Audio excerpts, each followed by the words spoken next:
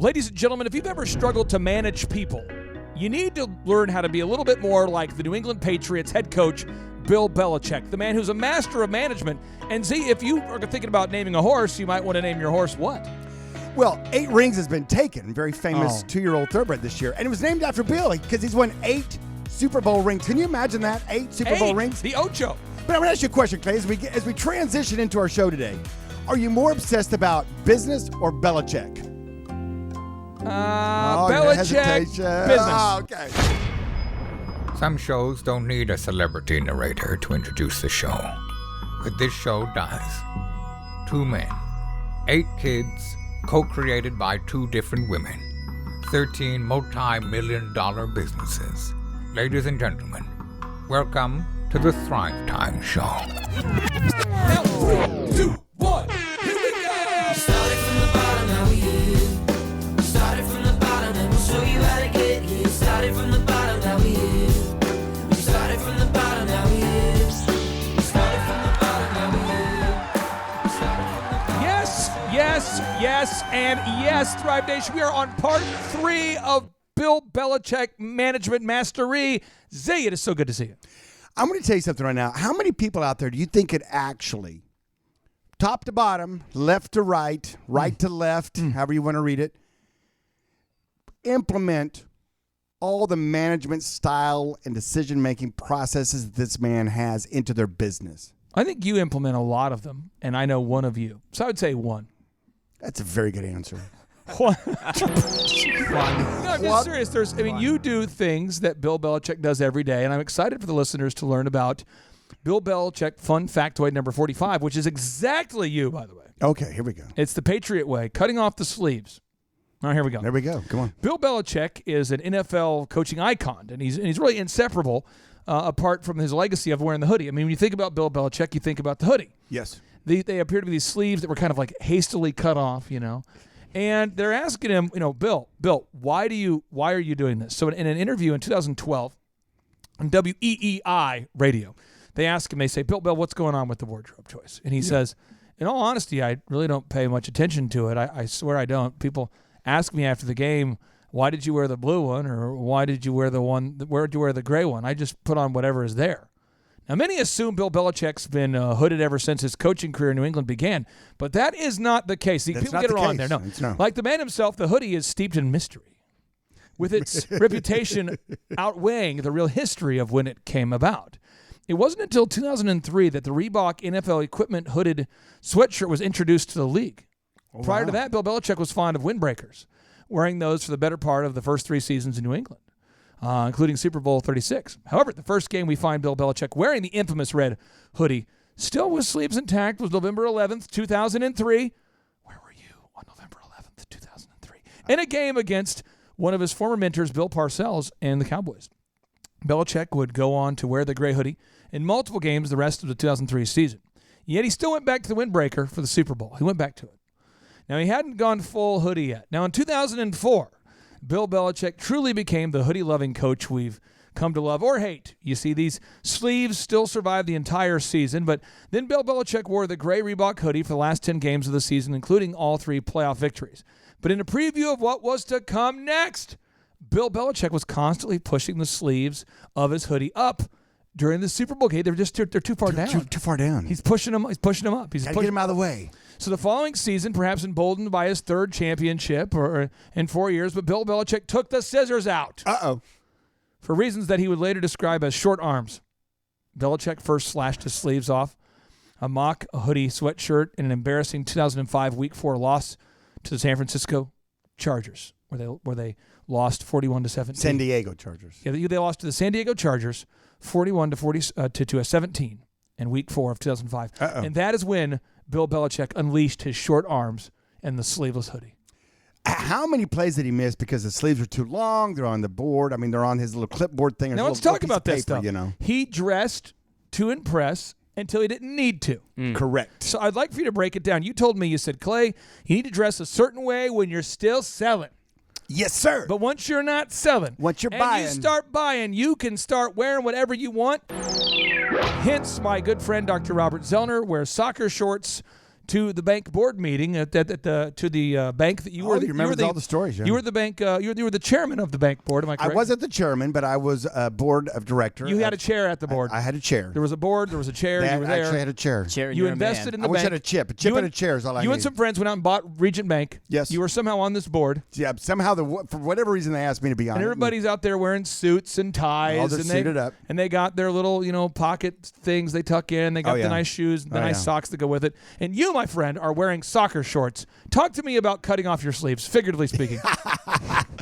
Well, and you said it very well, I might add, that there's two seasons in your life, or as far as dress codes go. One is when you're buying, and the other is when you're selling. Now, the difference is when you're selling, you are trying to be someone that wants something from somebody else. So you're going to try to have an image that you think they want to have. In other words, you're going to wear a suit when you are when you're a bank VP and you are trying to loan money, you're trying to get somebody's business. You're going to be suited up, tie up, starch shirt. I mean, you're going to look the part. When you're an aspiring wedding disc jockey. Yeah, when you're a door-to-door salesperson, you're going to have a certain look. When you are selling new homes. When you're selling new homes, you have a certain look. Even if you're a car dealer trying to sell new cars, you have a certain uniform, a certain thing you wear. What if you screw up though, and you start dressing like you're there, but you're not before you are? What happens? I see that a lot.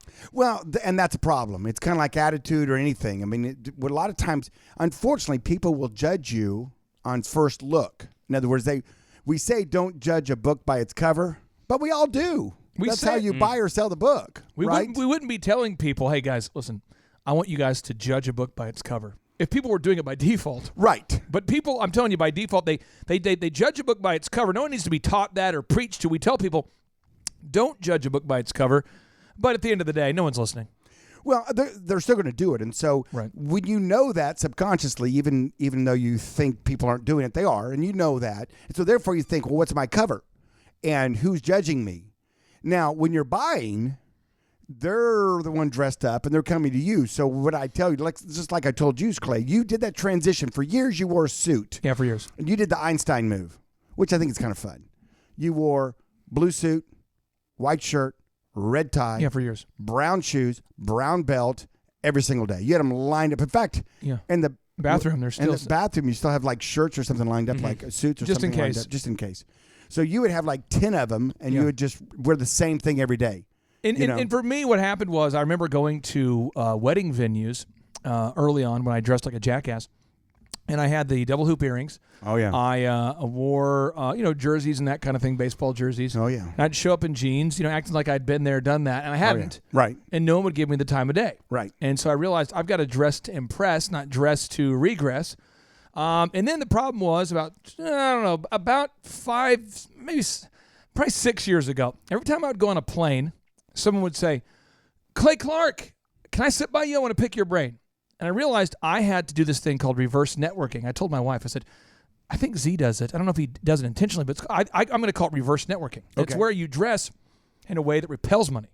Correct. It's where people do not want to talk to you. Because you're like, look at that curmudgeon over there. There's no way. Look at that vagabond. He must have won these tickets in a raffle. I don't want to talk to that guy. Right. And then no one at Mathis Brothers tries to sell me anything. Right. Nobody at Han will greet me. Yeah. Nobody on the parking lot. But when you dress a certain way, you attract things. The law of attraction. Well, it's not only, it's a lot of things. They talk about the two things people check out on you, your shoes and your watch as a man. So if you're out there and you're selling, you should have nice shoes and a nice watch on. There it is. Right? If you're not, you don't really care. In fact, you really don't want someone trying to sell to you. Have mediocre shoes and, just a, average watch, and they'll glance at you and then kind of roll their eyes and walk off, and if it's kind of like, it's at some time, but you're like, that's good. That's good. Bill Belichick had won the third Super Bowl before he made that transition. So let's make sure we get this idea. He wasn't applying for a job at the age of 23 while wearing cut-off hoodies. He was working for tattoos. See, in the first episode we did, he worked for $25 a week. That's the move. Yeah. We've taught that before. If you're just now new to the Thrive Time network of family fun, we've taught this move many, many, many shows, and it's that intern move. It's the move. Where you say, what do I want to do in life? I don't have the training or the knowledge to do that. I know what I'll do. I'll go to college on their nickel in the sense of I'm going to go work for them for practically nothing, $25. I mean, that's nothing, right? The intern move where where there's some really famous guys that have done that. Kind of, Spielberg has done it. And his was really funny. He just went in. He pretended to work there. Got a snuck closet. his way in as an intern, got a closet. Turned it into his office. Put his name the on the door. plate. Yeah. I mean that's a little bit now. One of my favorite intern stories, which we'll put a link to, Andrew, right now. Okay. It's on the Tim Ferriss podcast. And Z, you'd love listening to this if you have a long road trip. Yes. Jamie Foxx is being interviewed. He's being interviewed by Tim Ferriss. And Tim Ferriss is like, Jamie, how did you get your contract? As a musician. His deal. Okay. Because remember, he was a funny man on Living Color. Oh, yeah. And he said, well, I was a classically trained pianist, and my mom used to have me always play the piano back in Terrell, Texas. And he said it was still racially divided at the time, and I would go to these really nice white people's homes and would play. And they were so impressed by my posture and how good I was that I kind of learned how to work both sides of humanity. I fit in with the African Americans, I fit in with the white folks, and I kind of had developed this persona where I would do kind of comedy in between the songs as a way to kind of toast out the song, to tell the story behind the song, get the audience engaged. So I'm on Living Color as a funny guy because I had to be kind of funny as a piano player, but I really wanted to be a musician. Right. So one day I ran into Puff Daddy. He was out there at some big PR event, and he walked up to Puff and totally made this up. He's like, Puff, P. Diddy, I'm a photographer, one of the best in the area, and I would love to work for you for free as your publicist because, you got to have someone you can trust, and I'll be doing it for free, and I would love to do it. And well, Puff Daddy's like, okay, because he started as an intern at Howard. Mm-hmm. Howard University, and then he interned back in the day for L.A. Reid, and that's how he started Bad Boy Records. So anyway, Puff is like, sure, man. So he's telling Tim Ferriss, so I get this gig, and Tim goes, so were you a good photographer? He goes, I had no idea how to do it, but I learned all weekend. So anyway, he goes out there and he starts following Puff around to these red carpet events, and he's taking photos. And one day he's in the limo with Puff. He's talking to Puff, and he says, P, how come you spend like a lot of money on these parties? I mean, how much do you spend on a party? And Puff goes, man, I like to spend 7 figures on a party because it lets people know that I got old money, long money. I'm going to be here for a long time. I get all the celebrities in one place. I can network. I can get deals done. That's how I do it. And he goes, okay. Well, Pete, here's the deal. If I could throw a party using just red Solo cups and a budget of under $500, you promise you'd be there? And he goes, I promise. And he said, P is an intense guy. He won't lie to you, though. He said, I'll be there. He says, you promise? So he tells him the date, and he says, I'll be there.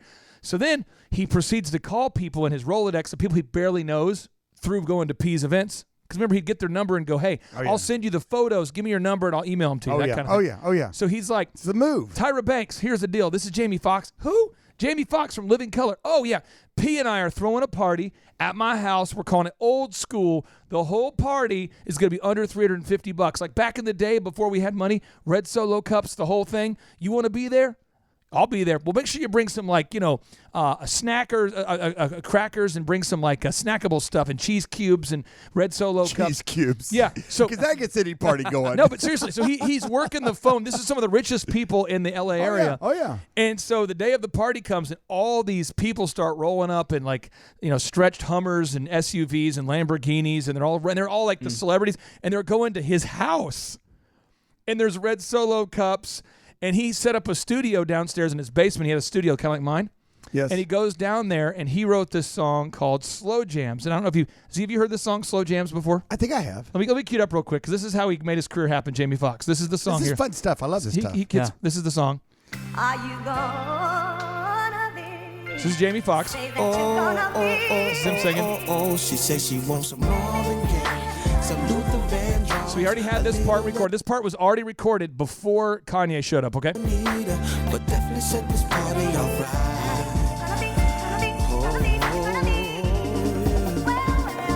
She says she wants some ready for the world. Remember, he has this already recorded before Kanye shows up to his house. New edition, some man you reputation. But definitely set this party off right. Yes, it will. It definitely will.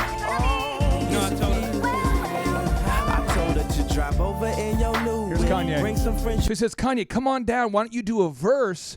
Because I'm going to have P. Diddy on the track. So Kanye's like, yeah, I'll come down. So Kanye hops on the mic and does his verse. Then Jamie already had his, and then Puff shows up at a later time and says, Puff, come down here. Kanye's on the track. So he throws down his. He's so working he's it. I love it. Yeah. I'ma bring the cool whip, then I want you to strip. See you is my So anyway, so he takes this, so now it's recorded. Then he gets in his car, which is not a luxury car, and drives to every radio station up and down the left coast saying, I have a new single. You'll be the first one to play it, featuring Kanye and Diddy and Twista, all on a song. Do you want to be the first one to play? I give you the want a piece of this, exclusive yeah. rights. Yeah. So he ends up having his song played on the hottest radio stations, and that is how Jamie Foxx got his career going. That's hot. That's incredible. But it all started with what? With him saying, I'll do something for nothing. There it is. To somebody that had the ability to help him move to the next level. That's how you do it. And that's how you do it. And that's why Bill Belichick was saying, listen, I'll come be on your coaching staff for nothing. Nothing. For some of you out there, I mean, let's call it what it is. Ryan Tedder went and worked at Pottery Barn. So he could work for free. For Timberland. For Timberland. And it's kind of like you're going, what? We don't celebrate those moments. We don't celebrate. Can you imagine Ryan Tedder? He's got probably an apron on at the checkout counter. Oh, what color, what flavor candles did you want again, ma'am? Well, I think Beautiful those are candle selection. over here in this section. These are Excuse that's me, a sir. lavender. Can you That's sing more well? of a, Can you sing well, sir? Yeah. Yeah, I can. But what kind of candles do you want? I mean, can you think about it? but It's all like, these people out do there you who are need help not carry Bill that? Belichick are unwilling to work for free. I know it's crazy though. Yeah. But so many people out there, we celebrate when they finally hit it big and they're rolling The and they're finish rocking line. and woo. Jamie's an A-list actor now. Yep. I mean, I love him in Django. I mean, I love him in all his He's stuff. great. He's really good. And Ray he's incredible. Ray is like the best, isn't What in it? the world? I mean, he really channeled Ray well. And but my point is that we don't celebrate those humble beginnings. But that's what this show does. And that's what we're going to do. We're going to say, hey, listen, folks, we're giving you the practical steps. We don't want to over here and just say, look, you can do it. You can just go get it done. No. Just get P. Diddy and Kanye on a song with you and you can be a hit. Yeah. No, here's the steps he did well before that. Following a dude around with the camera, taking pictures, acting like he's a paparazzi when he was just a hired hand, really, but hired for nothing, and doing all the dirty work. And then I love that, get the names and numbers. No, it's working. Hey, I got you in the picture with P. Diddy. You want to copy that, right? I need some way to get it to. That's the move, right? That's the move. Now, Andrew, real quick, make sure you put a link to the Tim Ferriss interview with Jamie Foxx on part 3. I want all the listeners to be able to find it, listen to it. Great stuff. Now we move on to Bill Belichick fun factoid number 46. He spent 10 years in the coaching. Wait, one second. I think I need, You need for the sake of our Thrive Nation. Oh, sure, yeah. For the sake of the nation, we do anything. Clay, I love you. You know that. Oh, well. I'm publicly going to profess that. I Appreciate love you. that. I love you. Appreciate it. But when I told you you don't have to dress in a suit, that didn't mean you didn't have to wear pants. You kind of went a little far the first few days of you went to, but you were suited up every day, suit. Hey, I'm done selling. I'm now buying. And then you show up with no pants on. I have audio. Like almost an I awkward have week. audio. This is what happened. Let me keep the audio. This was me at my a party, my coming out party, where I announced I was not going to wear pants anymore. I'm dressed. We're going streaking. Perfect clip, by the way. Okay, now we can move along. Okay. Oh wait. Sorry, we're going streaking through the quad. Through the quad, I love that. Gymnasium. All right, so here we go. Quad. So we Who's with me? fun factoid number 46, the Patriot Way. 10 years in the coaching desert. A lot of people don't realize this. Bill Belichick spent 10 years in minor coaching positions in the NFL with the Baltimore Colts, the Detroit Lions, the Denver Broncos, the New York Giants, all before landing his defensive coordinator job with the Giants in 1985. See, a lot of people are not willing to work for less than they're worth for 10 years. Folks, it's a means to an end. And I promise you this, if you overdevelop your business acumen, in other words, you over-deliver, you do more than you're supposed to do, then pretty soon you'll get paid more than for what you do. Clay, you say it much more eloquent than I do. Well, Napoleon Hill said, when you over-deliver, you'll eventually be overpaid. There you go. I would refer to this as the law of reciprocity, maybe even the golden rule: do as unto others as you would have them do unto you. You just want to over-deliver and sow those seeds of over-delivery, and over time, success will grow. You're gonna build this thing called a reputation, and you have this 3-part equation to success. You want to build your reputation. And you want to build a practical skill, right? So you want to have a reputation, but you want to have a practical education, actual skill. Practical education plus reputation, that's what creates compensation. But if you have a practical skill, practical education, but you don't have any reputation, it doesn't work. You have to have both. Right, and somebody listening out there right now needs to hear the word I'm getting ready to say. And that is, you've been grinding, you've been over-delivering, you've been doing a great job, you feel like you've not been recognized for it, but promotion is coming. I promise you this, as a business owner, as a business manager, we're looking for those people out there. We are. And we may notice some of us are better at letting you know we see it. Some aren't very good at it, but they know about it. Yep. And so you've been out there, you've been grinding, you've been doing a great job. You haven't been fussing about anything. You've been building the team. You've been helping the organization get over the hump and get the ball into the end zone. All the analogies you want to throw in there. And I'm telling you, promotion is coming to you. Bill Belichick, 10 years. And I promise you, after 5 years, he could have gone, oh, man, screw it. I can't. Forget about it. 7 years. Oh, man. 8, 9, 10. And then promotion happens. So it's coming. Continue to do the good work. Do not get downtrodden. Do not feel like you're being overpassed or overlooked. Yep. You keep doing that, and I promise you this, the good always rises to the top. It does. It does. It's just the way it is. There's a gentleman that I talked to recently about a building project who has referrals for days, for weeks. I think he told me he has a 7-week waiting list to talk to him. That's a good thing. About a project. I mean, that's a little much, but that's zero Google presence, though. Talking to the guy, and it's like he doesn't exist, but he's referred to me by everybody. Right. That's why you use that kind of guy. Now, if he had Google presence mixed with that kind of reputation, that's incredible. Take 12 weeks to get talked to him. Now, Bill Belichick, fun factoid number 47. This is totally on the Dr. Z playbook. Okay.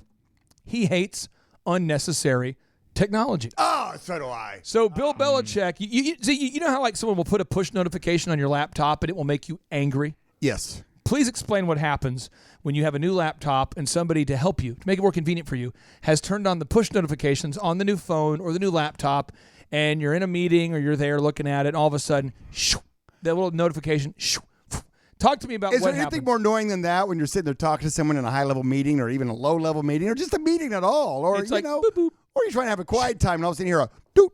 You're like, what was that? Doot, doot, doot. What? I didn't, what, huh? Doot. Can I, this is Bill Belichick. This is the play-by-play call when Bill Belichick discovered that he didn't want to use the Microsoft Surface anymore. Let me cue this up. In seasons recent, the NFL has certainly cracked down on any tremendously outward displays of emotion on the field. So, what about this? You'll notice Patriots coach Bill Belichick just taking it out on his Microsoft Surface. Patriots coach Bill Belichick just taking it out on his Microsoft Surface tablet during a recent loss to the Buffalo Bills. See, the NFL is in the middle. Now, real quick, let's do it. Let's look at it from a different angle, a little different. Okay, this is more the play-by-play call. Well, Belichick was checking out the tablet and was not happy. Look out, tablet. Oh, there it goes. Look out, tablet. Now, Bill Belichick has discussed this before. He doesn't like technology that's not consistent. Period. He doesn't want like unnecessary technology. I see so many people who are telling me, I can't find a girlfriend. I cannot find a girlfriend. Really? Wow. I hear this all the time. Okay. And I'm going, get off of Tinder. Go meet people. Where are people, though? Where's that happen? Outside. Seriously, get off of Tinder. Where can I meet people? I'm having a hard time finding a job. You have to actually show up for an interview. See, you see people try to automate. Look appropriate for said interview. Do you see this all the time, though? People try to automate and use technology for things that you don't need technology for. You know what? They spend 12 hours trying to save 2 hours, and that drives me. I have a very, crazy. very funny story about smart technology, and I'm not going to mention the physical location of the situation or the gender of the person involved here because they would guess. I know who it is. No, do not guess. So I go to a person's house, a man or a woman. My wife and I are there. Oh, yeah. And we pull in. Sure. And it's a nice neighborhood, very exclusive. Oh, I know. I know the neighborhood. And the garage is the garage door cannot be shut. Tell me, right? It can't be shut. I know what house it is. Her or she, or him. And we talked to this person. We said, you already gave it up. And we said, hey, what's going on with it? Because it's open like for days. We're there for multiple days. It won't close. And they go, I'm sorry about the garage. I can't shut it. This isn't a big thing. I can sleep with the lights on. I'm fine with that. Yeah.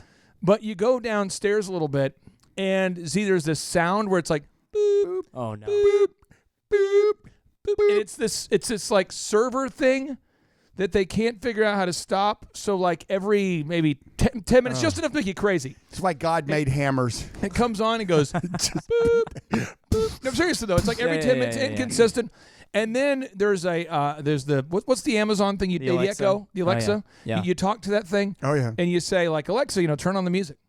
So I'm sitting there watching an adult in their mid-40s go, Alexa, turn on the TV. Alexa, turn on the TV. And it gets gradually more strained. Firmer. Alexa, turn on the TV. Alexa, and they can't turn on their. No, seriously, they had us over for a movie night. Don't make me unplug you, Alexa. They cannot turn on. No, so it's crazy. They cannot turn on their TV. It was a movie night. Cannot turn on their TV. Cannot figure out how to cool the fridge to the right thing because it's like the whole smart thing. It's like a hub. It's a smart home. Smart home. But that the refrigerator's cooling things at about a cool 81 degrees. You know what I mean? They can't get the thing to stop going. Boop, boop. 81 degrees Fahrenheit. Yeah, that's I mean not, that's they not can't, very cool. They can't. That's what I'm saying. They can't like shut their garage. And all their ice cream's melting. And it was the most disaster of an evening. And they just couldn't do basic things because they have all these freaking apps. Now, it gets better. This same person... A robot came back in space to kill him? No, we had to Uber somewhere because this same person could not get their keys to work because of some sort of... No, it's like some sort of app where you can lock... it's like your phone can like activate your key. I don't know. Yeah, something like that. But we couldn't get in the car. Yeah. So it's like, crap, we'll just call an Uber. Just call Uber. But so a smartphone can make you dumb, and a smart home can make you dumb, too. You've seen this before. A smart home can make you look dumb, too. Your friends are over for movie nights. It's like, Alexa, pop the popcorn. Pop the popcorn. And it's not that cool to watch someone say, hey, Alexa, turn on the TV. It's just not that cool to watch that. Especially when the TV doesn't come on. It's cool when the TV comes on. Yeah. I'll admit. I mean, I go into some of these smart homes, I'm like, hey. Whoa. You know what I mean, though? When they don't work. Impressive. When they don't work. Yeah. It makes me crazy. But the 12 minutes every month that they do work, it's impressive. Okay. I mean, it's like, come on. Hey, I think I got 11 minutes left on my working zone, so come on over right now because it looks impressive. Now, Z, we're going to move on to a bromantic section of the show. Oh, well, there we go. Bill Belichick, 48. There we Fun go. factoid number 48, the Patriot way. Most former Bill Belichick members of his coaching staff do not do well as head coaches or anywhere else. Now, Bill teaches them the strategy. They learn the system, but let me just share with you what's going on here. Charlie Weiss came with Bill Belichick from the Jets to the Patriots in 2000 to be his offensive coordinator. He later left the team and spent 8 seasons as a head coach at Notre Dame and Kansas. He went 41 and 49 at Notre Dame, and then including 22 and through 22 and 43 over the last 6 seasons of his career. He recently worked as a TV commentator. Okay, Romeo Crennel. This guy's done okay since being on the Patriots, but he came to the Patriots with the Jets, or from the Jets with Belichick to serve as the defensive coordinator. He left the Pats in 2005 to be the head coach of the Browns. And in 4 seasons with the Browns, and later 2 seasons as the head coach with the Chiefs, he compiled an outstanding record of 28 wins and 55 losses. He now is the assistant coach and defensive coordinator for the Houston Texans. Eric Mangini was previously the defensive backs coach for the Patriots. Oh, Mangini. Having worked with Belichick on the Browns and the Jets previously, Mangini left the Pats to become the head coach of the Jets and then turned in Bill Belichick for Spygate. True story. He would later serve as the head coach of the Browns and most recently as the defensive coordinator under Chip Kelly with the 49ers. He's now an analyst with FS1 and recently told ESPN he's hoping to reconcile with Bill Belichick. Bill Belichick does not return the calls. Josh McDaniel, first job was in the NFL, was a personal assistant with Bill Belichick. In 2001, he eventually rose to become the offensive coordinator, and he left to become the head coach of the Broncos, where he coached Tim Tebow and was fired. Now he's back on the Patriots again as the offensive coordinator. He found his home. Belichick, Rob Ryan. He hired Rob Ryan from Oklahoma State fame to be his linebackers coach. After Ryan left the Patriots, he served as the defensive coordinator for 5 different teams. Most recently, he was with the Buffalo Bills under his brother Rex Ryan And now Mr. Ryan serves as an analyst for Sky Sports in the United Kingdom. And we can keep reading, but the summary is... You made your point, I think. These homies do not do well. Now, Matt Patricia just left to the Patriots as a defensive coordinator to become the head coach of the Lions. The Detroit Lions, yes. And how are the Detroit Lions doing this year? I mean, Detroit Lions, 2019. They're 2-6-1 or something like that. 2-6-1. Yeah, they're. I don't know, something like that. Let me see. Maybe 3-6-1. Did they win last week? Let's take a bet here. Let's take a bet here. I don't know. They are 3 wins and 4 losses. Oh, 3-4. Wow. And then last year they were. But they tied their first game against the Arizona Cardinals. I know that because I was watching that because Kyler Murray. So 6 wins and 10 losses last year as the head coach of the Lions. And then Brian Flores just left the Patriots to join as to be the head coach for the Dolphins, who won their first game this past weekend. Woo!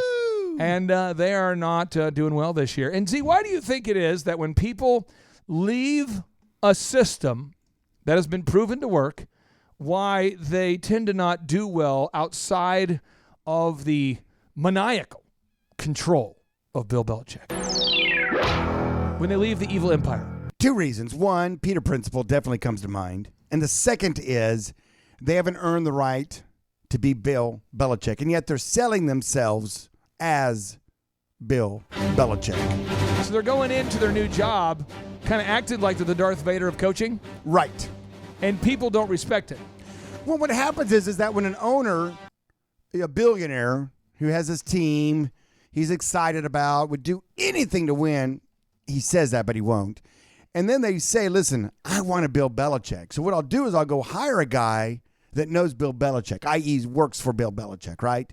And when he interviews him, the guy says what? He doesn't say, hey, I'm no Bill Belichick, but I'm going to give you my best shot. No, he says, listen, I'm actually better than him. Billy here, he's leaving a lot of chili on the table. I could be so much more. And you know what? For you, I will be so much. I mean, they sell themselves. Come on now, guys, because they're interviewing 100 people, right? So this 50 people, 20 so people. So they think they're getting this, right? But this is what they're actually getting. This is what they think they're getting Darth Vader, but this is what they're getting here. Hot, too hot. See, have you ever seen Spaceballs? Oh, I actually haven't been a long time.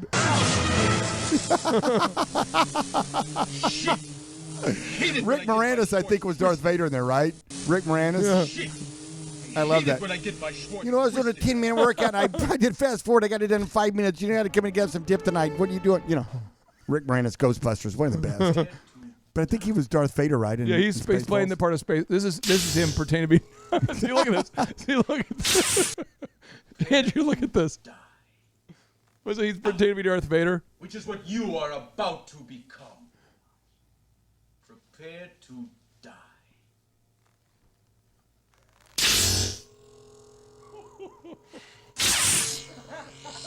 You have the ring. It's all kinds of wrong. And I see your Schwartz is as big as mine.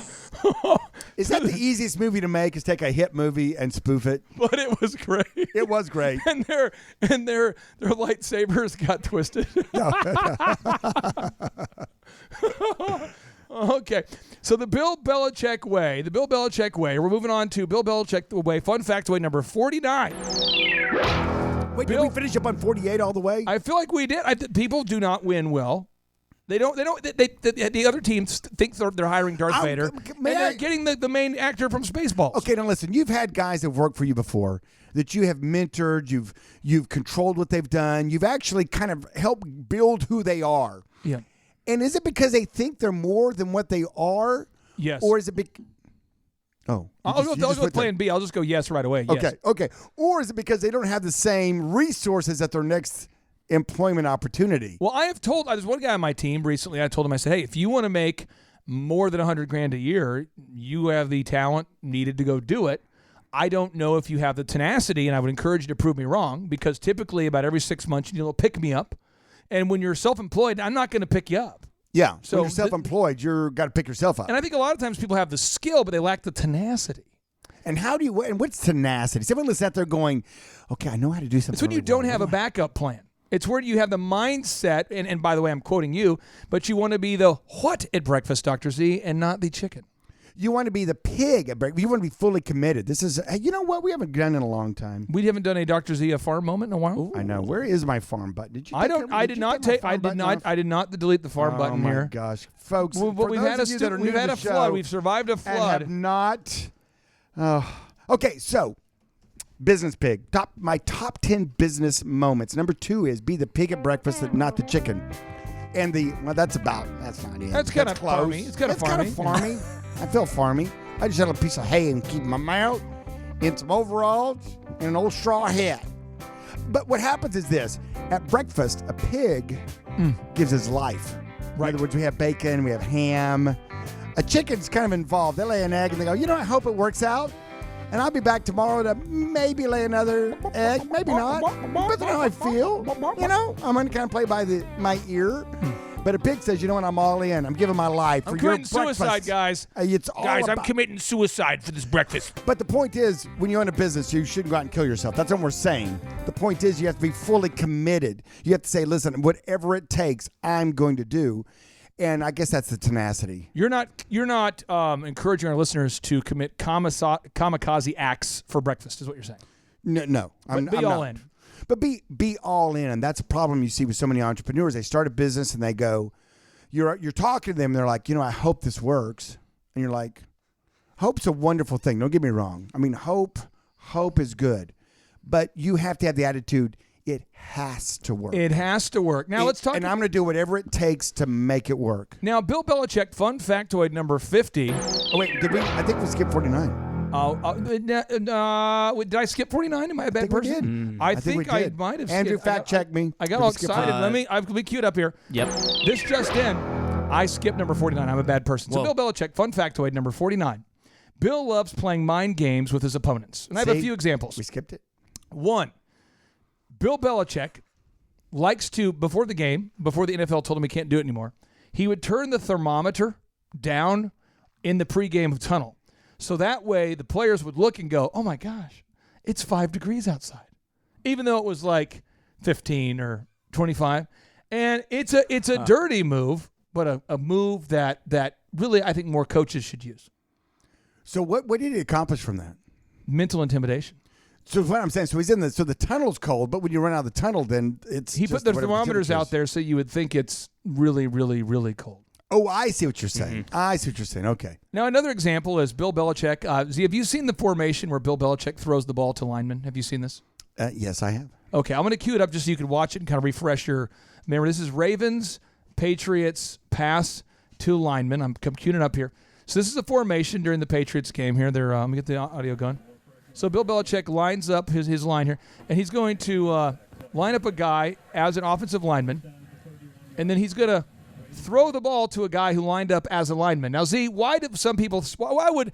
Harbaugh, the coach of the Ravens, say that's shady or not allowed? Or explain what just happened there. Well, what happens is they actually, the lineman has to check into the referee because it is an alteration of the rules and say, listen, I am an eligible receiver, because in the NFL, without getting too technical here, each end has to be what we call capped. In other words, one person has to be on the actual line of scrimmage to cap each end. And so, and they have to be an eligible receiver. So if you have 2 receivers on one end, one's back and one's forward, the one that's forward is actually capping the deal. If that and you can't just pass the ball to a lineman.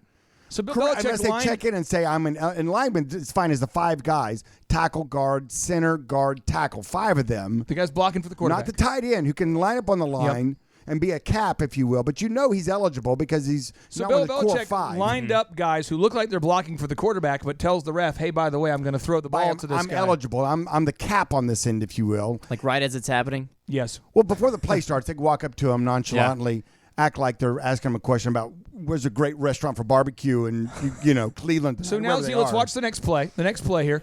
So the guy's wide open. At this point, Harbaugh is kind of confused as to how was he that open. Here we are. We're stopping the Patriots. I don't understand how he's open. So the next play, Tom Brady has the ball, and he's not going to run the exact same play again because he's going to try to throw the defense off. So he runs a traditional play, and he throws the ball to Edelman, it looks like, there for a first down. And now we go on to the next play, and here we go. He's going to do the move again. So Bill Belichick is going to, again, a call for a offensive lineman or someone lined up as a lineman to be eligible receiver again. And the Ravens don't know what to do with it again. And so there he is. He throws the ball. He's wide open. And at this point, Harbaugh's furious. Meanwhile, the Patriots get another first down. And he does that kind of dirty stuff all the time. It's not dirty. It's by the law. It's by the rules. They checked in. They It's have a good to kind check of dirty. It's the good kind of dirty. We're bringing dirty back. Right. And it'd say, hey, listen, this is a rule. I remember when I used to play board games with my older brother, Eric. Eric, if you're listening right now, Yeah, I love you, bro. Mind games. But I would always read the rules intently. I would know the rules before we played the board game.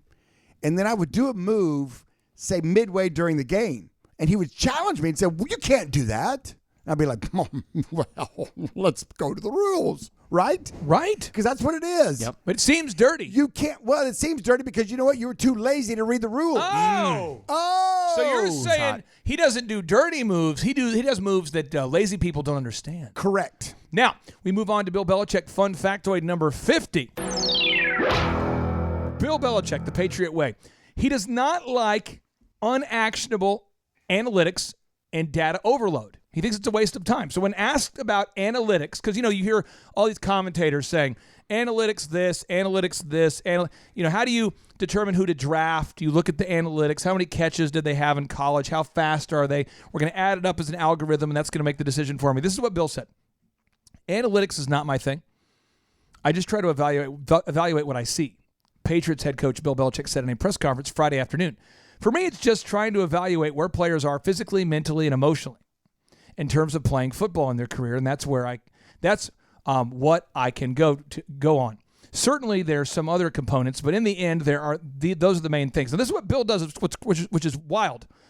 He'll look at the data. He does this all the time, but then he'll go, yeah, but that guy emotionally isn't in a good spot in his life, or he'll catch the ball. So not thrown to him.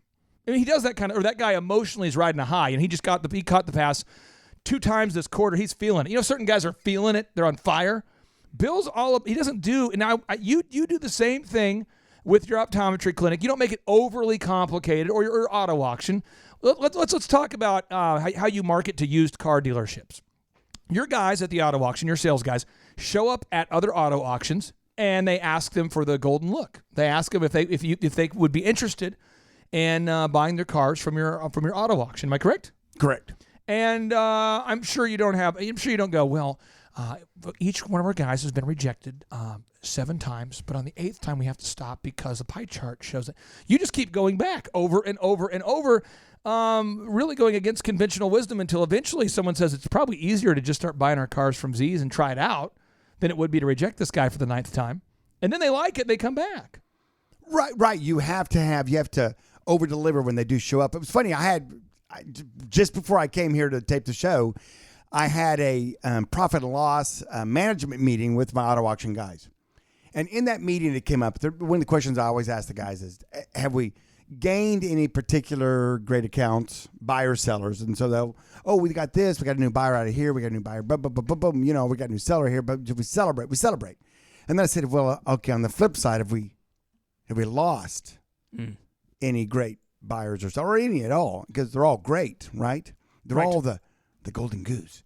And they said, yes, we did lose one significant one. And it was just ironic because I won't say his name, but it's a guy that I just ran into lunch in Tulsa last week, bought him his lunch. He said, hey, just kind of loved on him a little bit and just was, bought him I wasn't there to have lunch with him, but we're at the same restaurant. I saw him. So, of course, I picked up his tab, right? And then the next week, he switched his business to one of my competitors. Just happenstance. It happens, right? Just kind of ironic. It's funny, But I say funny, but it's not funny because... Did you offer him a lead pipe with a check? Well, I tell you what, the story's not over. I'm coming at him, and I'm going to make him a deal. He can't refuse. I'm going to save Mr. Car Guy. Mr. Car Guy, you know what? I think you made a bad decision, and I'm going to encourage you to make the right decision. I'm using this lead pipe as a laser pointer. So we're talking. The guys are like, well, what do we do to get back to business? And I said, well, here's what you do. I'm gonna equip you. Don't make me get involved, but if I do, I will get involved. But here's the deal, because I pay you guys to take care of this. But here's how you do it. Again, and that is you find out what it's going to take to get him to come back. Oh, because he's obviously made a bad decision. You ask him what's going to take. Short-term deal. In other words, they said, we waive all this, we do this, we'll give you an extra chicken sandwich. I mean, all the silliness, Extra chicken sandwich, I mean. Which bottom line doesn't equate. But, they want to go, everybody, when there's a new restaurant in town. Oh, yeah. You kind of sometimes want to try it out, right? This is actually an old restaurant that has a new manager that's throwing the book at everybody. Sidebar, I don't want to get on front of rabbit trail. But my point is, out there in business, you think you've got a great relationship with one of your vendors or one of your clients, I should say, and you're doing business and you're happy and you're laughing and you're running through the field, together, blowing dandelions at the end of the day. And then you step on a landmine. And then you lose a leg. And you lose a leg. That's how deep loyalty goes. No, there's no landmine. Well, all of a sudden one day you wake up and you think, gosh, I wonder what my good friend, my business person's doing. And then you find out they've gone to somebody else. And then you limp on over there with your one good leg. Well, you have crutches. So and you rip off your prosthetic and you leg beat by him with now.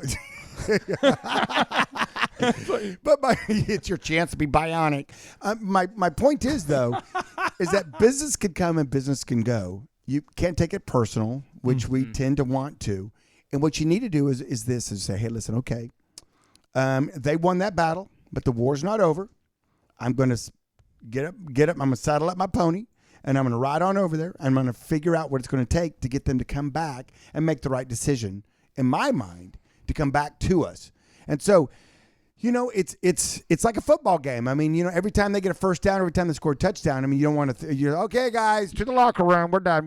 Bill Belichick. I've got audio of your pep talk with your guys this morning. Oh yeah. This was right before you came over here. Well, we mic'd it. I mic'd you up. Of course. We believe in transparency through strategy. I know. And sharing all secrets. Is that thing I signed years ago? Yeah. That you can mic me. Right. And so this is the audio. What I want you to do is I'm gonna play the audio. Okay. And then we're gonna wrap up this show. Okay. And we're gonna call Matt Klein in Denver. What we're going to do is we're not going to end the show. No. We're going to call him during the show, and you're going to call him on, and all the awkwardness, all the background noise, it's all going to happen. It's going to flow. Oh, yeah. Because a lot of people don't get a chance to hear the fun stuff that happens before the person picks up the phone.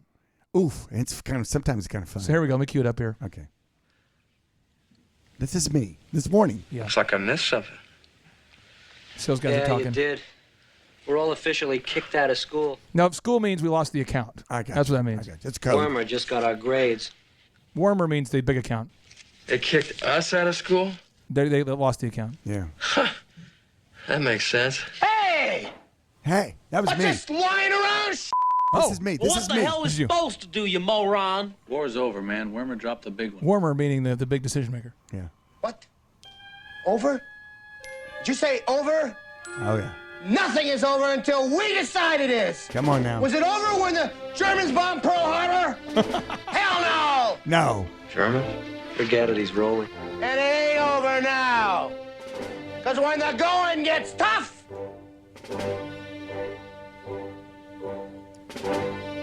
I can't believe you mic'd it all. That's so good. The toughs get going. Who's with me? Let's go. Come on. And then see, they followed you out. You ran out there as a team. We ran out. We were actually having lunch at the Cedar Ridge Country Club, just right down the road. Really? Yeah. Well, I'm glad we were able to bike that thing up there. It sounded like it was at Cedar Ridge. You could tell the longitude, the background music was definitely Cedar Ridge. Well, let's go ahead and call Matt Klein up. Andrew, see if you can call Matt Klein up here. And so you can kind of narrate to listeners what he's doing right now as he's calling. Because a lot of people don't hear this behind the scenes stuff. Here you go, Andrew. He's dialing on the phone, actually Skyping. He's nice to put it on headsets. That's a great haircut. Did you get that elephant in the room? I do, in fact. Wow, that's so good. Oh, wow. Thank you. We can't mention the occasion because it's a holiday we can't talk about. Mm-hmm. But I did give Clay something today of importance in his life. You did, yeah. I hope he cherishes it and loves it as much as I had fun picking it out. It's an elephant that's riding another elephant. Which is really unheard of. I know you have a lot of elephants. I don't have a dual-decker elephant. I didn't think you did, so I was so excited to find it. No, it's beautiful. JK, look over there in front of the Z and the helmet. Right there, yes. It's How beautiful. sexy is that? That is a metaphorical picture of Clay and I. I'm carrying him on my back. There it is. And he's got his snout up. He's snorting. He's like expressing to the world. For the listeners who can't see what it is, he says there's one elephant standing on top of the other one, but it's actually two porpoises mating. Hey-o. It's a metaphorical. And why elephants? Because he has a haircutting place. Uh-oh. It's Matt. Hey. Matt. Matt Klein, how are you, sir? What's going on? I'm doing well. How are we doing? I'm doing great, man. We're talking. We're actually live on the show right now. There's no this is normally we call you, we do a warm up, but we're live right now. It's unfiltered. It's unfiltered, and so I've got three hot questions for you on the OxyFresh update here. Okay, so question number 1 here for you.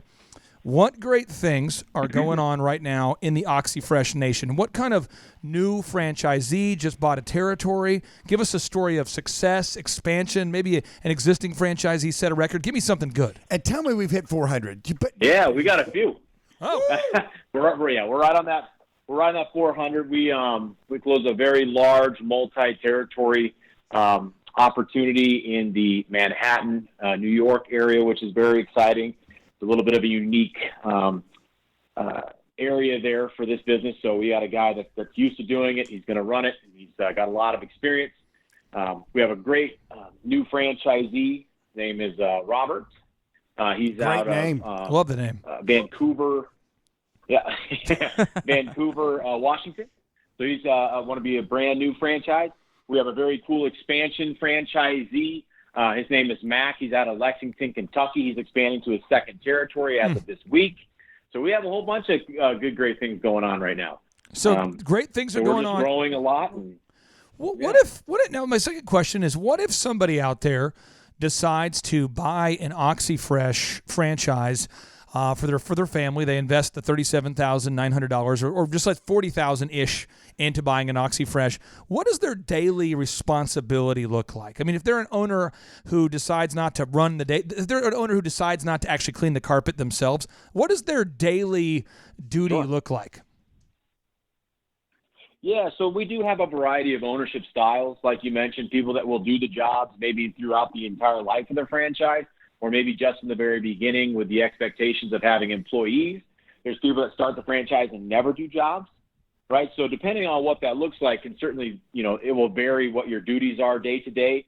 But no matter who you are and how you're doing it, there's certain things that are going to need to be done no matter what, which is making sure your customers are taken care of, making sure you're paying very close attention to your marketing and your reporting software that OxyFresh gives you, and working with the team to make sure that we're building that marketing and the brand in your local market all the time. That should never kind of let up. We also want to make sure that, when you do get employees, you're spending time with them, whether it's over the phone, understanding what their flaws are, understanding how to train them. So every day is going to be a little bit different. The nice thing is we're taking a lot of the heavy lifting off of your plate with the National Scheduling Center, with a lot of that marketing automation. So what you're doing is a lot of checks and balances and making sure, first and foremost, your customers are taken care of, your employees have an environment where they can succeed and they're confident in what they're doing. And then also making sure that you're really focusing on the marketing. And then also, if you want to go above and beyond, is putting the effort in to build relationships with decision makers that will profoundly impact your growth year over year. There's a lot of people out there that need our services that don't know we exist yet. And you need to be able to let them know who we are. Now, let me break down to the listeners what Matt's talking about in Thrive Speak, Z. Thrive Speak. There we go. Come on. We got these 4 activities he's talking about. I want to make sure we get this. Cuatro. 1, there's a call center. They call it a scheduling center, but a call center that answers the phone for you.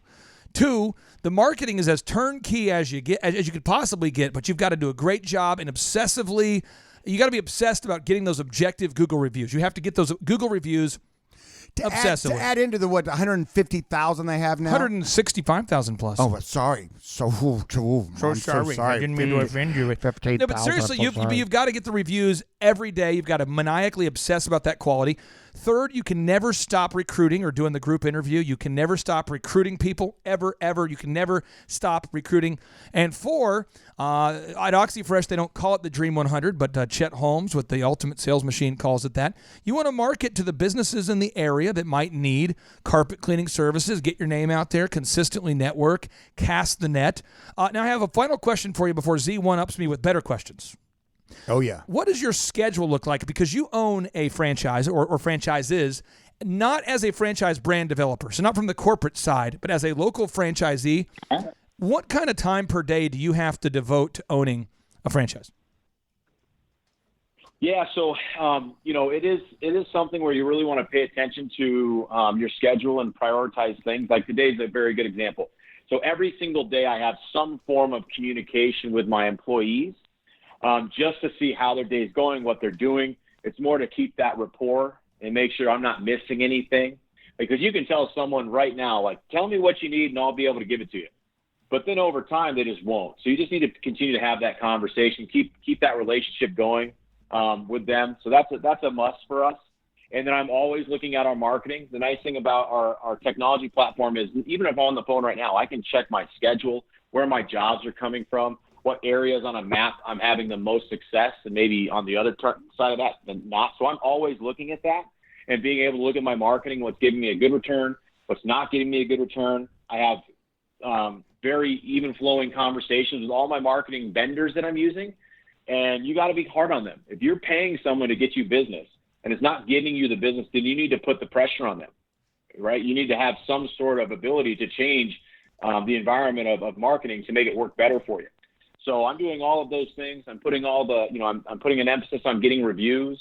Like right now we had a 5 apartment kind of situation that needed a little bit of customization with the schedule. Yeah. So at lunch today when I was eating Chipotle, I just sit there and I talked to the person that needed the job. We just got that schedule. Did you eat your Chipotle with the bowl? Units that need to be just eating some Chipotle and just discussing carpet cleaning. Did you eat the? But it was for my business. Did you have the bowl or was it with the tortilla? No, I went with the bowl. I'm trying to get back. I've been pretty lazy the last month, so I'm trying to get back to it. Now, I want to tell you something real quick that I'm worried about. We've talked about it a little bit, and then Z can one-up me with great questions. Z, Matt only washes his hair with water. He does not use shampoo. Now, we've talked about this before. You've called it natural, and as your pal, I just want to know, is it an economic thing? Are you not making enough money where the shampoo, it's like you're cutting expenses, and you're like, shampoo cleans the hair, but I don't want to use it? Or what's going on with the natural water look? I just don't live close enough to an elephant in the room. Oh. So I'm just waiting. Wow, okay. There we go. Good answer. Z, one-up me, my friend. Well, I was going to say, whenever you do come into a little bit of money and you do decide to kind of splurge, they actually have now the 2-in-1. 2-in-1. Shampoo, conditioner combos. And it saves a lot of time. Ooh. Number one, a lot of money. You're not buying 2 bottles. You're buying 1. Yeah. Think about it. Pray about it. Let me know. Z, I have a question for you. Okay. Go, there we go. Talk to me about shampoos. Does the name of the shampoo at all impact your buying decision? Are you a Suave guy? Do you want the 20% more, the 30% more? It doesn't matter. Head and shoulders. It doesn't matter what's in the bottle. It's all about the packaging, the marketing, the advertising. That's the only thing that matters. Old about Spice shampoo's the best. That's what John buys. I love that stuff. Oh, so the good. names are so clever. I mean, they're so good. It's like Bear Paw, or it's like they're just great names. Mountain Kick Butt. What's that, John? Wolfhorn. Wolfhorn's a great brand. They're a great division of the Old Spice division. Okay, Z, what questions do you have for Mr. Matt Klein? Matt, I know Clay likes to get all technical and all in your face about business stuff and franchising, which is all cool. And business time. It's business time. But I've got a hard-hitting question that the Thrive Nation wants to know. Demands to know. Needs to know. Has to know. Is curious to know now. What is the best... Well, I'm curious. Yeah, what is the best birthday present you've ever received in your life? And don't mention the sculpture of the 2 mating porpoises. We've already talked about that. You can't talk about that one. That one's easy for me. When I was like 10 years old, I got a yellow big wheel and that was the best I ever got. The only problem is when I got it, it was December in Colorado, so I wasn't able to drive it outside. That's unfortunate. Now, when you first... Oh, go ahead. I drove in the basement and just did 3-point turns for like 30 days. Absolutely. That's the best one I ever got. That's hot sauce. Now when you put the seat in, the nods, would you start it off like on the closest little holes with your seat? Because they have the little knobs. You have like what is there 3 or 4 settings, right, for the seat to sit in? Were you the closest one when you first got your big wheel, or were you? I mean, you're a basketball phenom. So you might have been tall as a 10-year-old. I don't know. Definitely led Colorado in scoring in high school. True story. Thank you. True story. Beautiful. So which do you remember which seat knob you were on, or which seat position you were on? I think so. I had little sports cars, so I had 2 of the engines with 1 seat. So I was pretty popular on my street. Well, of course you were. We already know that. Now, Andrew, you work with people on a daily basis. You see people at the conference. You've been around me since I owned Epic Photography. You've seen aspiring business owners who get it and who really run their business almost like a franchise. They're just systematic. They knock out all their action items every day. And you see some business owners that struggle from time to time. What questions would you have for Mr. Matt on behalf of some of the entrepreneurs out there that maybe aren't as systematic yet?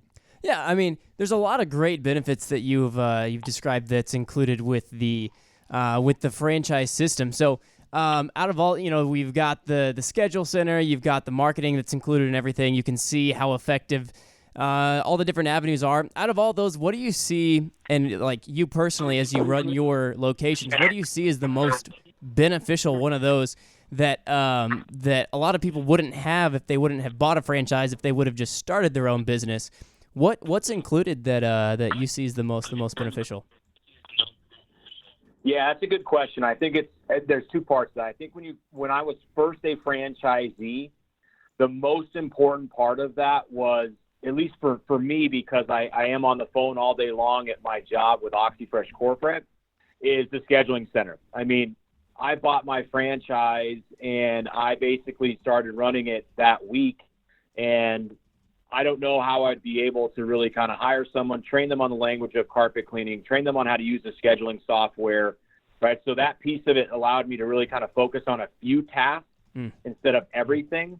That was big. Now, as you grow, I kind of take, everyone kind of, that's a big piece of it, and that's always going to be a huge advantage for us. But I think that's as important as some of the automated marketing techniques that we have. I think the scheduling software allows for flexibility and ownership as well. A lot of things we take for granted because they're just there when you become a franchise. Right. Like most people, don't realize having an entirely automated back-end office and CRM platform that has automation in it, that has reporting software, that allows you to have complete customization of your schedule. That stuff would take a really long time or a heck of a lot of money to build on my own. So I have all that. So there is a few things there, but scheduling center first, and then all the technology and marketing for sure. It's great. Matt, a lot of people. Hard to weigh the balance. Yeah. Matt, a lot of people see the success you've had with OxyFresh, and they say to themselves, I can't get on the ground floor. I've missed my opportunity with you guys. I mean, you've already got over 400 franchises out there, but really give them the truth. I mean, the United States is it's kind of big. From sea to shining sea, in fact, someone said. How many more opportunities are there out there? You don't have to necessarily name, or you might name a couple hot spots for people listening that you're looking for specifically. But, I mean, we've got 400. What do you think what would cap out the United States, for example? Well, it seems like there's a lot, but a protected territory for us is around 300,000 in population. So there is a lot of population left. There's about 300 territories left. So we're just over half. But I mean, 300 territories is a lot. I also would never, shy away from having a conversation in an owned area, because you never know. I mean, a good sign of a healthy franchise being able to do very good resales, which is people that have grown the business, got them to a point where it's really functioning, and then they sell it at a premium. A lot of people want to buy an already existing franchise, and a lot of people want to sell a business that they've built up. So I wouldn't take any opportunity off the table. It's worth a conversation just to see if there's opportunities to grow within OxyFresh. Yeah, so with 300 left and only 400 in the pipeline, I mean, you guys, like you said, you're a little over halfway. So there's a lot of meat left on that bone, as we say in the old country. Absolutely, yeah. There's a lot of option. I wouldn't let that stop you from having the conversation, because even if there's an area that you really, really want that's taken, I mean, a 10-minute conversation, it's certainly worth it, because you never know what's going to happen down the road either. So, take us up on that, have a conversation. It seems like it'd be a good fit. Then we can continue more in-depth conversations down the road too. So, but you don't encourage hostile takeovers. I mean, I can't just hey, we already whole Ukrainian annexation move. Bill Thompson's already got Denver locked up, and I'm like, I'm coming into Denver. We've got a franchisee by the name of Putin on the line here. A potential franchisee by the name of Putin. He wants to take over. He wants to annex Texas. Yeah, I think hostile takeover within a franchise is tough. In some scenarios, that may make possible, but it's tough. You're right, big enough check, you can do it, huh? First, and try to figure it out. Now, Matt, my final question for you before we encourage all the listeners, if you're interested at all right now, thinking about buying an OxyFresh franchise, just go to thrivetimeshow.com/OxyFresh. That's thrivetimeshow.com/OxyFresh. Fill out the form and see if it's for you. You can learn more about the brand. You'll receive a franchise disclosure document. They disclose everything for you because franchising is regulated by the federal government. You can do a discovery day and see if it's a good fit for you and your family. But, Matt, let's talk about your love life for a second. Dun, dun, dun. Matt, are you married? Okay. I'm not married. How close are you? We've been talking about this for a while, Matt, and we just want to slow it down. All of our listeners out there who've been Googling you, they've been Googling Matt Klein, they realize that you look exactly like Mr. Kanye West. Except white. You get into the differences. I don't see color. Oh. I see people. Well, open your eyes. Listen. No, but seriously, people out there are going, wow, there's remarkable similarities between Mr. Kanye West and Mr. Matt Klein. There's kind of almost like a Matt Klein Kanye West cult forming. Women throughout the world are wanting women want to know you. Men are out there getting upset right now that the Google searches are mainly from females. Please explain to us your situation. Are you engaged yet? What is happening? I am not married. I am not engaged, but I am certainly looking to do that here in the near future. Wow. Are you gonna congratulations. Are you gonna close the deal on your territory, if you know what I mean? Are you buying the franchise? Matt? We lost him. He passed out. Oh no, this is a passive aggressive thing. Every time I try to push Matt into the commitment of marriage, he pretends like the phone is cutting out. Matt, answer the question before we have to leave because listeners want to know. Okay. What was the question? Well, the question is this. The people out there want to know, are you getting married soon? Because if not, we have listeners out there, mainly female, who want to purchase a territory, a region. Oh, well, yeah, I mean, my being engaged or married should not stop you from talking about the franchise. Well, it's a different territory. That's a whole different Well, of course not. Excuse me, I just want to know, quote unquote, I want to learn about buying a franchise. Can I talk to Matt? MK. We got a lot of those Klein, calls. let's get serious. Let's sit serious. I had a call this morning from a very good friend of mine. Yep. And his daughter is graduating from college, and she wants to be an entrepreneur. And he was talking to me about businesses and what they should do because he was wanting to help her. And he was a really good friend of mine and a good guy. And I said, well, you know what? I'm going to tell you something right now. A startup, according to Forbes, an absolute greenfield. Greenfield means nothing out there. You got a dirt field. And you just build it up from there, right? Yep. That's maybe a little dramatic. I mean, there could be a strip center you started in. But anyway, beside the point, it's a ground upper, all your energy.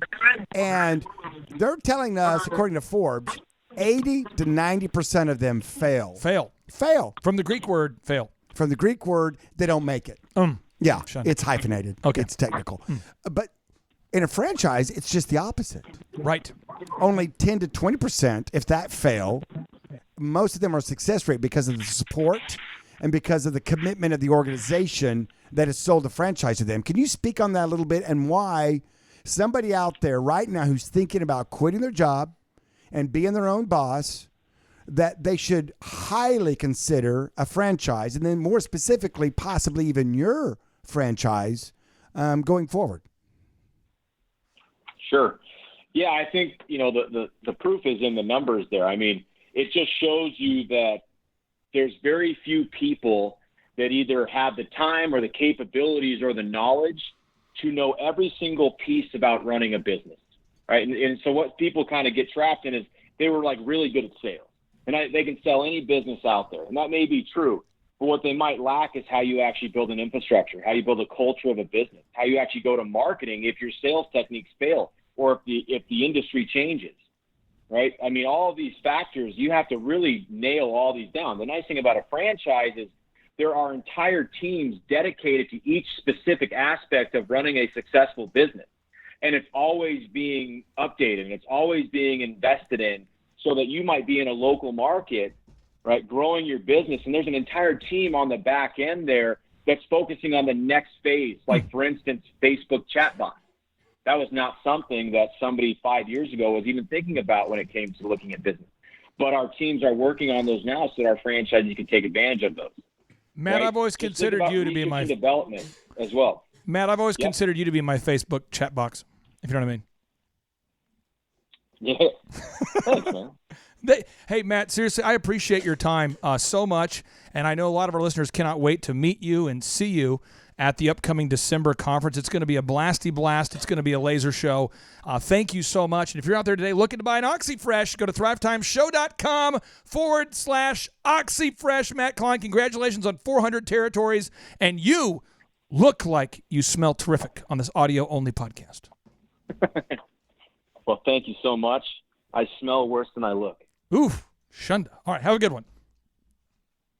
All right, thanks. See you, buddy. I love this. We're still recording. You're now changing mics. You're sitting down. You were standing up. Do you feel the energy is different whether you're standing or sitting? Just out of curiosity. I like standing. But, I mean, there's a lot of buttons over here to push. It's hard to push. There's like 3 different screens. It's like I'm operating in the Matrix over here. So you feel like you're forced to sit. You feel like that you're like in a sitting conundrum? I think so, a little bit. Yeah. Now, see, what we're going to do here is we're breaking all the rules on today's show. Today's show's a show. We don't edit. There are no rules. We don't cut. We just keep going. Just keep going. The longest show ever. A lot of people want to know what happens in between shows. Well, what happens is a little bit of jackassery, a lot of fun, and then we get back at it, okay? So we've got one more question from a Thriver out there who wants to know about LLCs. Can we talk about LLCs? We've done many shows about LLCs, but I don't know we've ever done a show about LLCs. Connected to a show. LL Cool J? No, it's the same person. Same thing. Okay. Same person. So this listener, though, wants to know what's the what is an LLC, a limited liability company, and why do they need to have one on a basic level? Why do they need to have an LLC? And I know you're not an attorney, but you are an entrepreneur. Yes. Can you explain how an LLC protects your assets? Well, if someone sues the company, which is then within an LLC, limited liability company, what they're doing is they're only looking at those assets. So let's say you're like me and you own multiple companies, and one company does a and they do it. You know, one of your employees does a does a sorry, I did that, boss situation, Right. and it opens the door for someone to, as I like to say, swing the hammer. In other words, we've given them the hammer. We've said, we did something wrong, and they go to swinging it. Well, they do a lawsuit. Let's say it gets to that level, and they do a lawsuit against you. It's only against that little slice of the pie that's covered underneath that LLC. So therefore, you want to have multiple LLCs for your different businesses. And therefore, that slice of pie is smaller and smaller and smaller. If somebody has a grievance, and they do, somebody in your team messes up, which they do, and ultimately could end up in a little bit of a legal situation, or, that business then is in trouble in that regard, it only allows that area of your portfolio to come under scrutiny or fire. I have a special request here. Some of the folks are wanting a John Kelly to make his way to the microphone. Some people are wanting John Kelly. Little JK. Just some, I would figure it'd be all of them. We all want John screams. Kelly. This is the crowd is very excited for John Kelly to get on the mic. I'm very excited. Woo! JK! I can hear them. But I want to make Mom, sure. stop calling in the show. Oh, nice. Now here's where I want to tee up this whole LLC thing. Forbes, there's an article that's a positive article. John, I just talked about this today. There's an article that came out by Forbes that says, you're going to get sued. Here's how not to get screwed. It rhymes. Look at pithy. that, Forbes. Wow, they're rappers. Okay, so they're saying that you are going to get sued. Here's how not to get screwed. But see, let's talk about that first. And then John, I know John and I were talking today about why you should hire an attorney to make an LLC. Can you talk about, first off, Forbes is showing right now that every business owner in America has a 10% chance of being sued this year if you're doing more than $1 million of revenue. I mean, I hate it, but isn't that true? Listen, we live in I live and I preach this all the time and I talk about this all the time. No fear. No fear, no fear, no fear. But no fear doesn't mean that you're not wise. It's no fear, but not no pants. That'd be wise. Wisdom is you wear pants. No fear. You go, I don't have to wear pants. I don't fear litigation. I don't care what happens. So there's a balance there. And so even though I don't like insurance, I'll tell you, I have a brother that's an insurance agent. He has a fine wife who sells me insurance. You haven't talked to him in years. I mean, does he have a number still? I mean, of course I'm close with my brother. I'm sorry, my brother. sorry. So, come on now, Chuck, shout out. Come on. So anyway, and insurance is one of those things that you only need it when you need it. And all those monthly premiums you pay, you think, oh. It's kind of like, but yet on the day you need it, you're so glad you have it. And so, the thing about it is that we don't want to think about, it's not a gloom and doom. The sky's not falling. Oh my goodness, it's over as we know it. But yet you have to prepare yourself for the bad things that can happen. My wife only thinks about the bad things that can happen. She's a woman. I think they're wired more like that, to be very frank with you. No, I'll talk to my wife and I'll say, hey, here's the deal. We have an opportunity to expand and do this and that. And she'll go, what if we get sued? And I'm like, if we're not going to get sued, well, statistically, what's going to happen about because this is a little statistic for you. According to Forbes right now, Forbes is saying this is what's crazy. Forbes is saying that again, you have a 10% likelihood overall being sued just as a human. But right now, 36 to 53% of all small businesses are currently involved in some kind of litigation. Wow. That's 36 to 53% are currently involved in at least one piece of litigation. Now, this is what else is crazy. At least one. But 90% are going to be involved in litigation. So it's like, I mean, if you're not involved in litigation, I mean, it's just per $1 million of revenue, you're going to get involved in something. You know what happens is it's because somebody, and I hate to mention the facts. See, I hate to be accurate, but it's somebody who's kind of mad that they're not doing well usually. And they want what you have. It's every time. It's not just sometime. It's nearly every single time. I've never seen a successful man ever or a woman ever go after somebody in some sort of litigious thing. It's usually a guy who left the company and his new thing sucks. He's not doing well. He got fired for being a jackass. She got fired for being a jackass. It's always someone who... And so John asked me the question today. John said... These lawyers, a lot of times, not Wes Carter. No, not Wes Carter, but other attorneys. They might take 3 or 4 weeks to get documentation done. And John says, how come we can't just, go on like LegalZoom real quick and bada bing, bada boom. See, can you maybe speak to that a little bit? And John, you can ask any questions you want about litigation, LLCs. I just want to, tee up that question a little bit. Well, the question is kind of a deep question, and it deals with, and unfortunately, our legal system is geared toward people that are within it that are trying to make a living. And they, unfortunately, for the majority of them that I have encountered, and I have as well. And if anybody wants to email me on the show and tell me stories of it, this isn't the case, I'd love to hear them because I love positive, proactive, awesome, uplifting, edifying stories. But most of the stories I hear are the attorneys might be saying to themselves this: okay, I've got a person who's ticked off at someone who's got money. So what I'm going to do is I'm going to gather them up, and I'm going to milk this sucker for all I can because I had a car payment next month and a house payment. My wife wants to go on a vacation. A friend of mine years ago, we're talking about probably a decade ago, got divorced pretty young in life. And what happened was the attorney met with him. And by the way, there's no affairs going on. It was just they just did not get along. They fought all the time. The reasons don't matter. I'm just saying nobody stole anything. It was not. I just want to make sure everybody knows. It wasn't anything like dramatic. They just were like, this isn't working. Well, it's dramatic enough when you say I don't want to be married anymore. Okay. After I made a lifelong commitment. But I just want you to know, I saw the situation. I saw both parties. They were like, yeah, we're just not working out. Well, the attorney's like, well, how much money are we talking about here? And there was about $100,000. It was a younger couple, about $100,000 total they'd saved. To fight over, yeah. And they fought and back and forth. And I don't remember, but I think he said that total they ended up splitting like $10,000. And that's where it's like, what are we doing? Wow.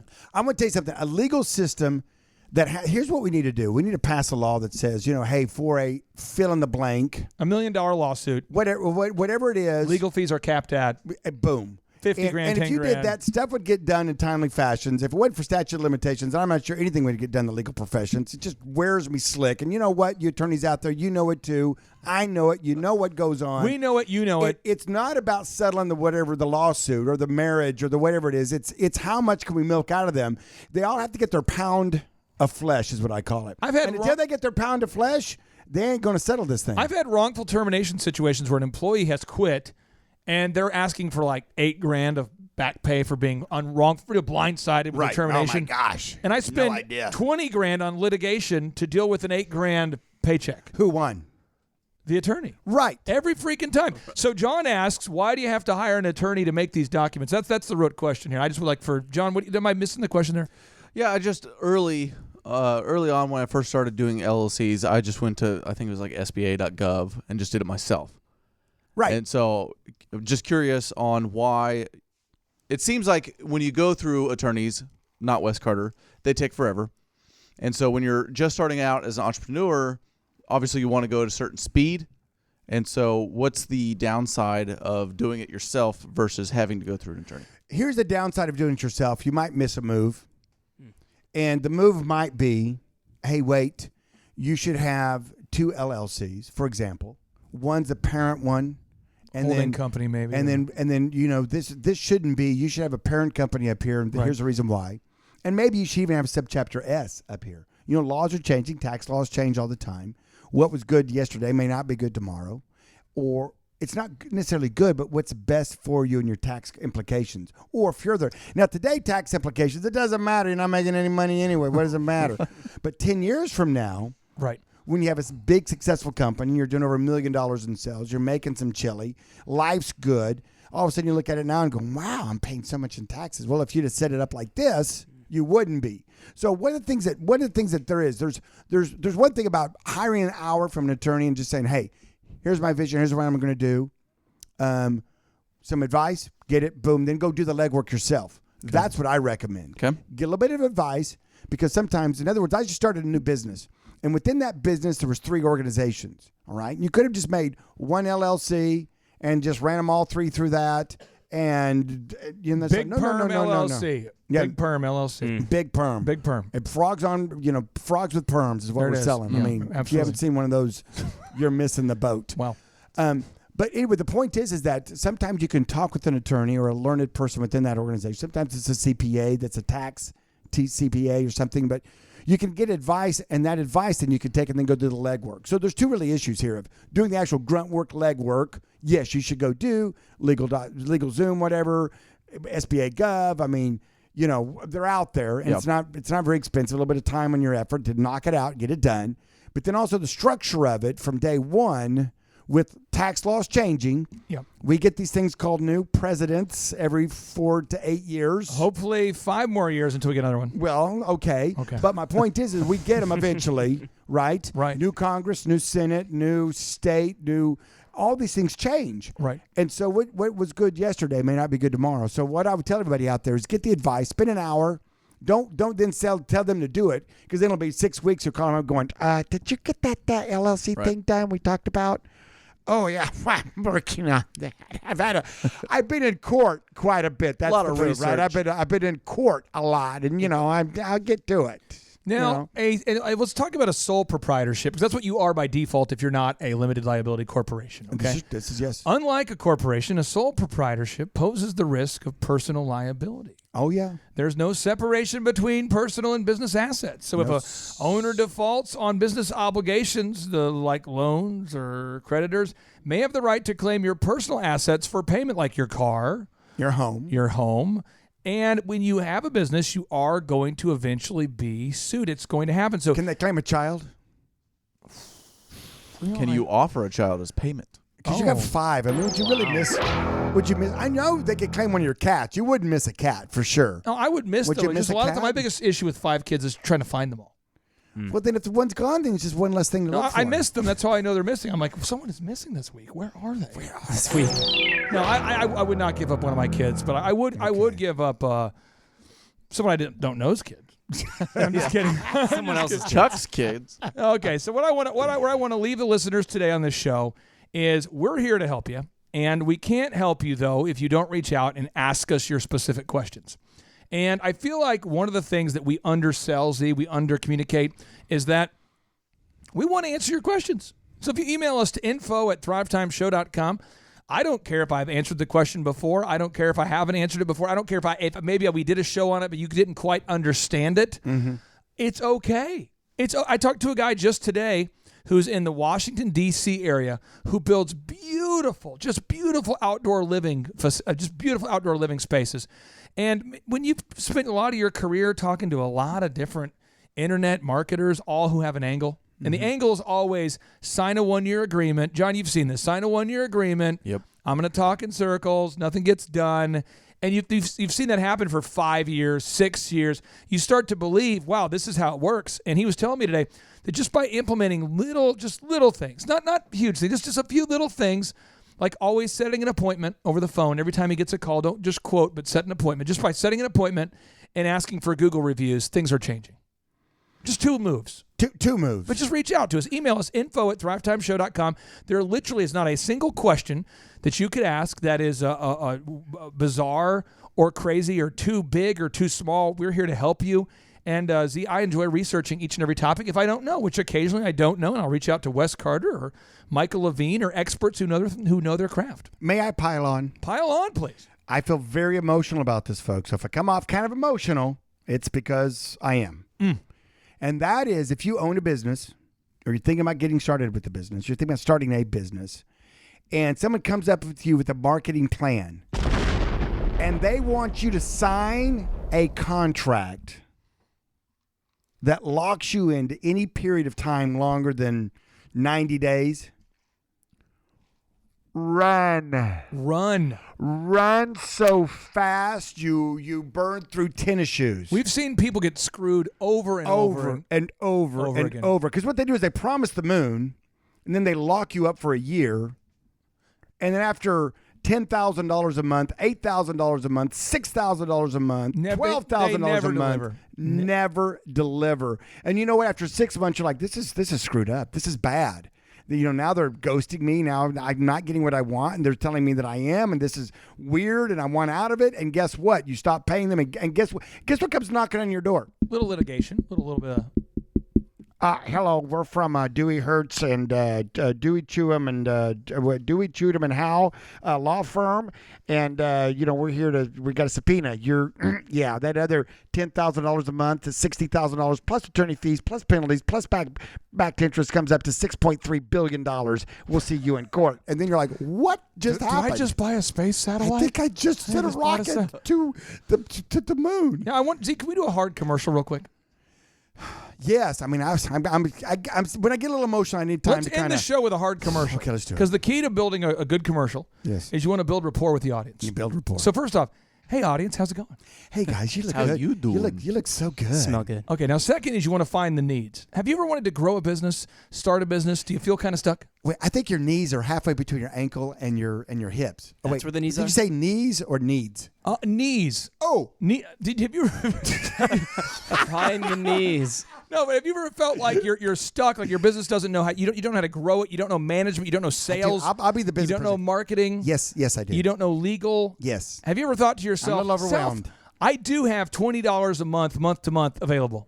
I do have $20. If that's the case, go to thrivetimeshow.com and check out a massive video vault of thousands and thousands of videos up there. It's called thrivetimeshow.com. You click in there. Click. Then you're going to go into the Thrive 15 portal. You can sign up for as little as $19 a month. You have access to the world's best vault of real-life business training taught to you by real-life entrepreneurs, such as Michael Levine, the PR consultant for Nike, for Prince, for Michael Jackson. We got David Robinson, the NBA Pizza Hut. It was Pizza Hut, too. Hall of Fame. Pizza Hut, you're right. David Robinson, NBA Hall of Famer turned Tall successful guy. Tall, investor. very tall. 7 feet tall. Very tall. He's You've cool. got- He's the nicest guy I've ever met. He's great. one of them. Jill Donovan, who started a company with just her, Rockstar. built it into a 125-person business called rusticcuff.com. Oh, yeah. And the list goes on. But see, and there's more. There's more. There's more. In addition to that, we have hundreds of thousands of dollars of downloadables where we have like templates, systems where you say, I don't know how to lead a meeting. I need a templated agenda. I don't know how to make a performa. I need a template. I don't know how to make an agreement. It's all there for you. Where could I ever find out where to find that? You can find this at thrivetimeshow.com. But now we have to apply the pressure. Okay. If you don't act now, we may just turn off the website. No. No. If you're not now, but like in a little bit. Oh, in a little bit. So not like as soon as we hang up this show. So there's a sense of urgency. There's a but little not bit. There's a just little like, bit of a fear right now. We want to create this kind of. Let me get some. See, remember the show Who Wants to Be a Millionaire? Oh yeah. Let me get that music. That kind of music creates was that great, sort of. It's like a tension where you go. Oh, yeah. Oh, here we go. So if you do not go to thrivetimeshow.com right now and sign up for an account for $19, I'm not going to say you're throwing your life away. I would not do that. No, never. Some have suggested that we should say that. I mean, but we are saying to them, no. We cannot say that. But we are saying, who wants to be a millionaire? Who does? You do. And I've never met somebody who's super successful who had no idea what they were doing in the game of business. None. And college doesn't teach the practical knowledge that you need. If So they you got to did- go. If they did, they wouldn't be living in their mother's basement. Now, see, we have to go for the comparison close now. It's a comparison close. Okay, comparison. So, see, how much do you think it costs to go to Tulsa University if you want to go to a nice private school? 4 years or what? How many Per years? year. Per year. Because you usually just go to one and drop out. Okay, here we go. $45,000. $41,509. See, let's go to Oral Roberts University, also in Tulsa, Oklahoma. Okay. Here we go. Oral Roberts University tuition 2019. How much do you think it is, Dr. Zellner? $38,500. $38,500. Let me check here. Let me see here. High pressure. It's $27,720. Oh, I missed that one by more. Okay. Let's go to another school. Let's go to Carnegie Mellon. Carnegie Mellon here, Z. This is our school. Fine University. Fine. How much do you think the tuition is? I've never. $57,000. Well, there we go. I was going to say 55. What about Purdue University, Z? Oh, Purdue. Oh, that one's easy. That one's 42. $42? $42,000. Oh, my bad. Okay. Let me key it up here. In state or out of state, I should say. Yeah, we're assuming you're a dirty communist and you've come over here to attend college. $28,794. Oh, that's the in-state, I'm sure. And Z, is $19 less than that? Hold on. I have a degree in mathematics, but let me do. I've got to do a little ciphering. Ciphering's kind of an old school way of saying I got to figure it out. Carry the one. Hold on. Let's see. $19 is $10 plus $9. Carry the two. Wow. Okay, I got that. Now over here, Purdue was $28,000. That's $27,983 or $81, and then $19. Yeah, I think $19 is less. By the way, you think it's less? I think it's less. This just in from our home office. I'm not going to phone a friend. I'm not going to ask the audience since Ron asked, "Do you want to be a millionaire?" Yeah. Final answer. Final answer. $19 is less. Sign up today, and we're going to let you attend a conference for free. But that, you know what? You're not doing apples to apples. I'll just be. May I be transparent? I would like just for a moment. Those numbers were for a calendar school year, right? Which is approximately what, 9 months? Right. Don't look at me. Okay, look I at you. Go to school. Andrew, right? 9 months is a school year. Sounds accurate. August, September-ish through That's May all or it takes June. to make a baby. No.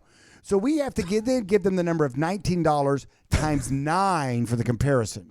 Yep. Right? Oh, But wow. you have to subtract all of the holidays where they get off. Well, let's say this 10 months. Let's just round it up. So now we're dealing with $190 versus $57,000 or $41,000 or $27,000. For a moment there, we were $28,000. trying to be use truthiness. You were trying to use a I was little trying to use some trickery. deception. With the You were listeners trying to out take a there. 1 month and compare it to a whole year's deal. We're going to need our arithmetic music back Yeah, we need to make we sure need to do that the this math. is still accurate. Gotta add it up. Yeah. I've got. Gotcha. You're busted. You're busted. I gotcha. So if you're I'm out like there the- today and I'm you like the fact checker. if you're out there today and you're willing to spend basically $90 $90 a year to improve your life, subscribe to thrivetimeshow.com. Go up there today, click on the online schools, click up there, click the button, boom, watch the videos, subscribe. It's going to change your life. And Z, I'm telling you, it's $19. You know what's fun? We worked tirelessly for years. We spent lots of money to produce all these free, and I mean, $19 isn't a whole lot of money, but even the free downloads and the podcast, which is free, the radio show, which you can pick up free, all the things that we do. And what's really fun is the payoff.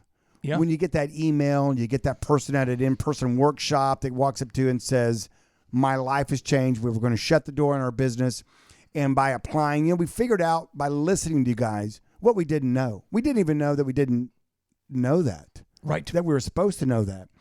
And when you have that, because someone asked me the other day, said, why do you guys work so tirelessly for not a whole lot of money? Right. I mean, and when I look at them, I say, well, because we've been successful in the businesses, so now we feel like we're giving back. But it's fun. But really, to answer your question more specifically, anytime we have an individual reach out to us, either in person or via the thing called the internet. Thank you, Al Gore.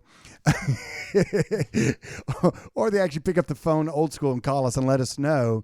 a wonderful story of redemption and hope, and that they made it and they turned it around, and they now have a successful business, i.e., they've made their house payment. They didn't have to do bankruptcy. They're not having to punch a time clock somewhere. They have time freedom, financial freedom, and they say thank you, and that's the payoff.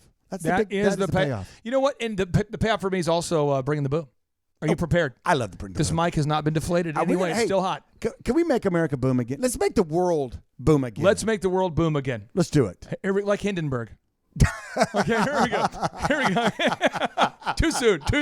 Yeah, way too soon. That's too fresh. That's too fresh. No more exploding blimp jokes. Here we go. 3, 2, 1, boom.